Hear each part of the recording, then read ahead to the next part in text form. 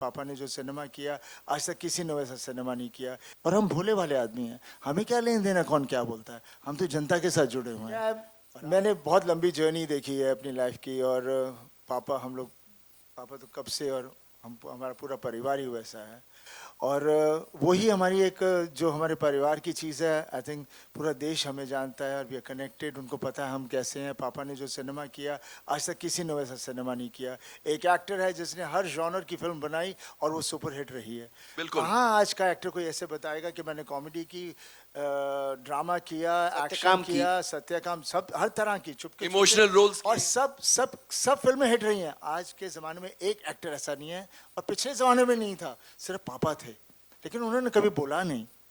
सही। जनता देख रही थी, जनता जानती थी, इंडस्ट्री नहीं बोल सकती थी, बिकॉज वो बहुत ही बड़ा आदमी था, वैसा बनना मुश्किल था।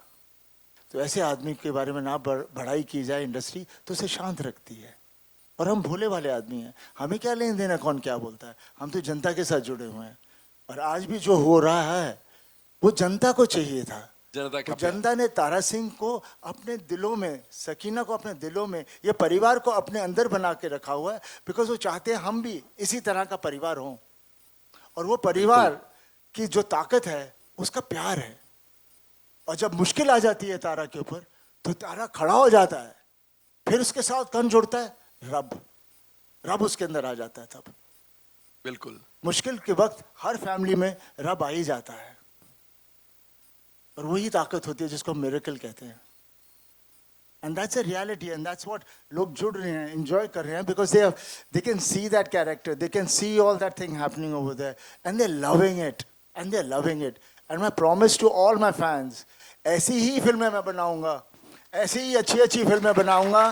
क्योंकि जब भी हम कहते हैं ना, ये क्या बोलते हैं, masses, what do you mean masses? Public is public, public means हम सब पब्लिक हैं। आप क्या मास बोल के उसको नीचे कर रहे हो? आपको कोई बड़े हो? आपको सालों को अकल नहीं है जो अपने आप को अलग करता है, उसको समझ ही नहीं है हिंदुस्तान क्या है। हिंदुस्तान समझो, अपने मुल्क को समझो, अपने घर को समझो। और ये जो बाकी चीज़ों को हम लोग लेके चलते रहते हैं, उसकी नकल कर दी, इसकी नकल कर ली, अपने आप को उभारो। कला वो होती है, हमारे यहाँ कला थी, हमारे यहाँ इतनी सारी कला थी, पूरा देश में जितनी कला थी, पूरी दुनिया हमारी कला चोरी करके ले गई है, और कहाँ से कहाँ पहुँच गई है हमें पता ही नहीं हमारी कला कहाँ थी। हमारी कला है वहाँ, उनको मत देखो, वो तो आगे जा रहे हैं, बिकॉज वो उसको फाइन ट्यून कर रहे हैं, हम उनकी नकल करते हैं। हम अपने आप से कोई नई चीज़ बनाए। मुझे कभी कोई कहता है यार ये सीन है उस पिक्चर का, ऐसे करें, मतलब क्या सोच नहीं सकते कोई और नया scene? I never like to do any scene which is I've seen anywhere done. And I said that's the way it should be. जिंदगी में कितने किस्से हैं, कितने हादसे हैं, आपको क्यों एक ही चीज़ के पीछे पड़ना है? एंड मुझे आजकल क्यों ऐसे मैं बोल रहा हूँ, क्योंकि मैंने पॉडकास्ट देख रहा था, सुन रहा था, और मुझे लग रहा है जो नई जनरेशन आ रही है अब, I somehow feel I'm connecting with them, because वो चाह रहे हैं कि अपना देश ढूंढना चाह रहे हैं। यस वो देश ढूंढना चाह रहे हैं, क्योंकि स्कूल में भी हमारे देश के बारे में कुछ पढ़ाया नहीं जाता। वो हमारा कल्चर ढूंढना चाहते हैं, वो हमारी हिस्ट्री, सब कुछ ढूंढना चाह रहे हैं, and they are going out and doing it. तो मुझे बहुत भरोसा है कि फिर से we will have that kind of a talent which was there, which is not existing much now. मैं किसी की मैं वो नहीं, बुराई नहीं कर रहा, they are doing, everybody is talented, but वो बात होनी चाहिए जहाँ पर कुछ किया, खुश हुए, आगे चले। ये नहीं कि अभी मैं ये हो गया तो अभी मैं वो करूँगा, ऐसे करूँगा, वो कुछ नहीं होता। एंड मैं बहुत ज़्यादा बोल गया, लव यू। टैलेंट की बात चली तो शक्तिमान जी आपके पास आता हूं। 22 साल बाद हम वापस वो इमोशन पैदा कर पाएंगे या नहीं? These characters will they connect और नो?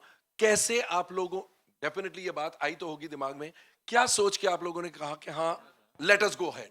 देखिए, ऐसे नहीं सोचते, जब हमने तय कर लिया करना है तब करना है और करना है, और जब तय कर लिया करना है, हमें मालूम है कि लोग लाइक करेंगे।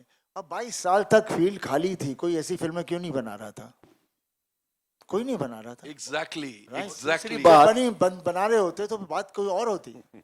और दूसरी बात मैं क्या, फील्ड खाली थी, हमने आया, हमारा काम किया और आगे। Filled the void as they say. और दूसरी बात क्या है, ये फिल्म गदर मचा रही है बॉक्स ऑफिस पर।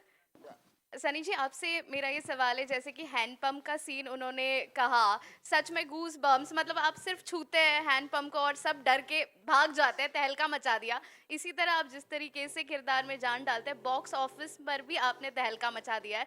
बॉक्स ऑफिस जो ठंडा पड़ा था, अभी जान डाल दी है आपने उस पर, क्या कहेंगे? हैंडपंप की तरह बॉक्स ऑफिस को भी छू लिया और तहलका मच गया।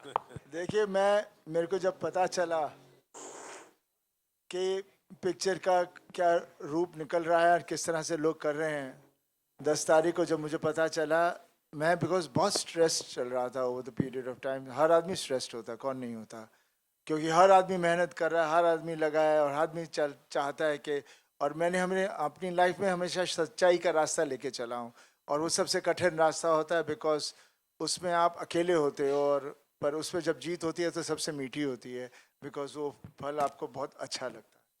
तो मैं उस तरह का आदमी था हूँ और उस तरह से ही मैं चलता गया हूँ। और जब ये लगी फिल्म, उस वक्त मुझे पता नहीं क्यों मुझे ऐसे लगा जैसे रब मेरे में आ गया। मैं पूरा रात शाम को मैं रोई जा रहा था, हंसी जा रहा था और मैं पापा को भी मिला, मैं पापा मैंने दारू नहीं पी, मैं दारू नहीं पीती मैं भाई से मिला, मैंने दारू नहीं पीती, मैं खुश है, मैं की करा, मैं पागल हो गया क्या बात है। सो यू नो मैं मेरा ये कहना है कि मैं निकला गड्डी लेके, एक मोड़ आया, उथे मेरे नाल मेरा रब आ गया। क्या बात है। उत्कर्ष, आपको किस तरीके के फील? और आपका रिएक्शन क्या था जब आपको पता चला कि इस बार फिर से हैंडपंप और आपका आमना सामना होने वाला है? पहले मैं जब भी कोई चीज़ हो चुकी हो करने से मैं थोड़ा झिझकता हूँ दोबारा रिपीट करने के लिए, लेकिन बस जिस तरह से शर्मा जी इन सब लोगों ने कहा कि हम इस तरह से करेंगे, तो उसका जो सीक्वेंस हमारा बना बस बहुत वेरी इंटरेस्टिंग। एंड जब शूट कर रहे थे हमें पता हम क्या कर रहे थे, एंड हमें पता था ऑब्वियसली ये ऐसी चीज़ है जहाँ हर आदमी हैंडपम्प के अलावा गदर के में और कुछ बात नहीं करता, तो सबके दिमागों में हैंडपम्प ऐसा फंसा हुआ है तो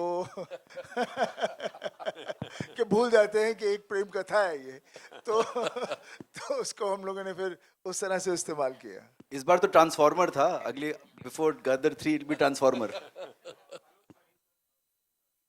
न्यूज़ सर, आपने यहाँ पर अपने पापा धर्मेंद्र की बात की और आपने कहा कि कितने बड़े याद किया कि कितने बड़े स्टार रहे हैं। मैं जानना चाहूँगा कि मैं सोशल मीडिया पे हम सब देख रहे हैं कि धर्मेंद्र जी भी कितने खुश हैं और लगातार पोस्ट कर रहे हैं गदर 2 के बारे में, सक्सेस के बारे में।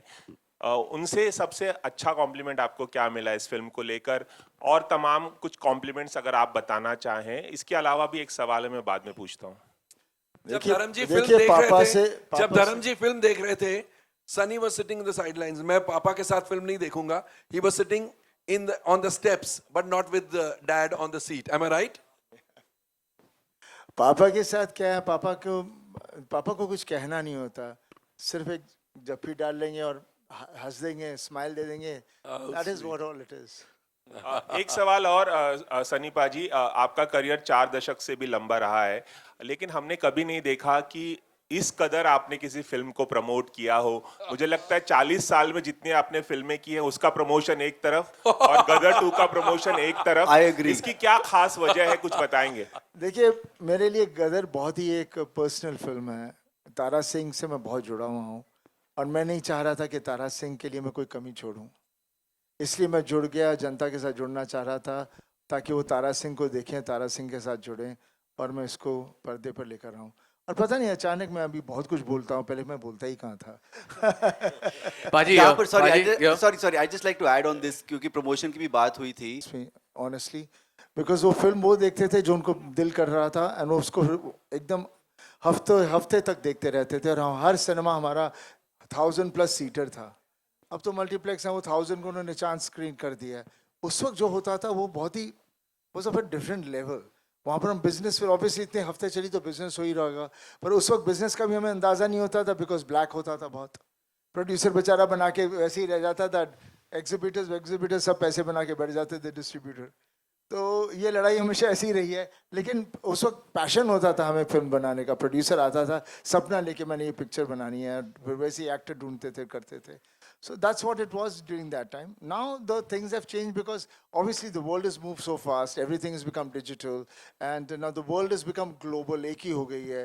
all the emotions are same everywhere. They also keep talking about family values in their films. So it's just become the same thing everywhere. And definitely now the younger generation only sees everything on the phone.